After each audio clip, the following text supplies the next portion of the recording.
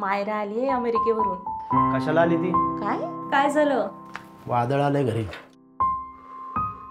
Hello, एवढ्या urgently call कशाला केला होतास? मी ते बसू शकतो? नो।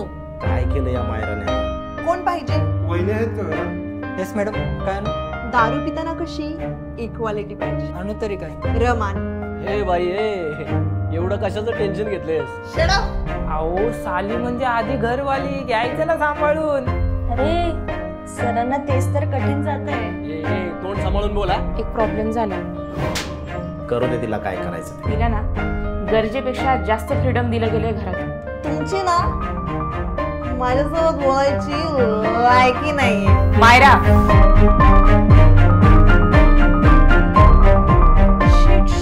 तर ठोकना हिला बघ, सांगितलं